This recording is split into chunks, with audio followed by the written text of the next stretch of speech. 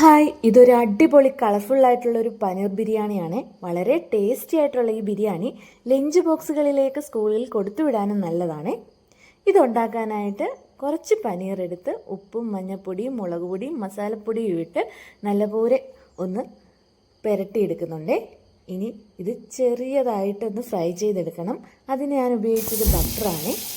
ബട്ടറിൽ രണ്ട് വശവും ചെറുതായിട്ടൊന്ന് ഫ്രൈ ചെയ്തെടുക്കണം.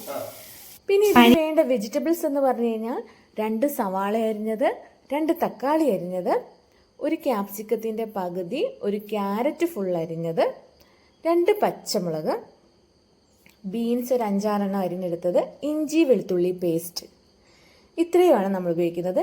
ഇനി ഒരു കുക്കറിനകത്ത് ബട്ടർ ഇട്ടു, നെയ്യ് ഉപയോഗിക്കാം, പട്ട ഗ്രാമ്പു ഏലക്ക ഇട്ടു, 4-5 കുരുമുളകും കൂടി ഇട്ടു, സവാള 2 അരിഞ്ഞതിട്ട് ഒന്ന് വഴറ്റിയെടുക്കാം. ഇത് ചെറുതായിട്ടൊന്ന് വഴന്ന് ഒരു റോസ് മയം വരുമ്പോഴാണ് നമ്മൾ ബാക്കിയുള്ള വെജിറ്റബിൾസ് എല്ലാം ഇട്ട് കൊടുക്കുന്നത്. ഇനി നമുക്കിതിലേക്ക് ക്യാരറ്റും ക്യാപ്സിക്കവും പച്ചമുളകും ഇട്ട് കൊടുക്കാം. ഇനി അരിഞ്ഞു വെച്ചിരിക്കുന്ന ബീൻസും ഇട്ട് കൊടുത്തു. ഇനി ഇഞ്ചി വെളുത്തുള്ളി പേസ്റ്റ് കൂടി ഇട്ട് കൊടുത്തു. ഇതും ഒന്ന് നല്ലപോലെ എല്ലാ വെജിറ്റബിൾസും കൂടെ ഇളക്കി യോജിപ്പിച്ച് ഇതിൻ്റെ നിറം ഒന്ന് ചെറുതായിട്ട് മങ്ങി വരണം. ഈ വെജിറ്റബിൾസിന് വേണ്ട ഉപ്പും കൂടി ഇട്ട് കൊടുത്തിട്ടുണ്ട്. ഇതൊന്ന് നല്ലപോലെ റോസ് കളറായി വരുമ്പോഴാണ് നമ്മൾ തക്കാളിയും കൂടി ഇട്ട് കൊടുക്കുന്നത്. ഇനി നമുക്ക് തക്കാളിയും കൂടി ഇട്ട് കൊടുക്കാം. അങ്ങനെ എല്ലാ വെജിറ്റബിൾസും ഇട്ട് നല്ലപോലെ ഇളക്കി ഒന്ന് യോജിപ്പിച്ച് കഴിഞ്ഞിട്ട് നമുക്ക് ഇതിനാവശ്യമായ മസാലപ്പൊടികൾ ഇട്ട് കൊടുക്കാം. ഇതിലേക്ക് 1 സ്പൂൺ മുളക് പൊടി, 1 സ്പൂൺ മസാലപ്പൊടി, പാകത്തിനുള്ള മഞ്ഞൾപ്പൊടി. ഇത്രയുമാണ് ഞാൻ ഇട്ട് കൊടുത്തേക്കുന്നത്. ഉപ്പ് നമ്മൾ നേരത്തെ ഇട്ട് കൊടുത്തിരുന്നു. ഇത് പച്ചപ്പ് മാറുന്നിടം വരെ നല്ലപോലെ ഇളക്കി യോജിപ്പിച്ചതിന് ശേഷം ഈ വെജിറ്റബിൾസ് വേകാൻ വേണ്ടിയുള്ള വെള്ളം കണക്കാക്കി നമുക്ക് ഒഴിക്കാം. ഇതിന് ഞാൻ നെകക്കെ പരുവത്തിലാണ് വെള്ളം ഒഴിച്ചു കൊടുക്കുന്നത്. അപ്പോൾ നമ്മൾ എടുക്കുന്ന വെജിറ്റബിൾസിന് നെകക്കെ നിൽക്കുന്ന രീതിയിൽ വെള്ളം ഒഴിച്ചു കൊടുത്താൽ മതിയായിരിക്കും.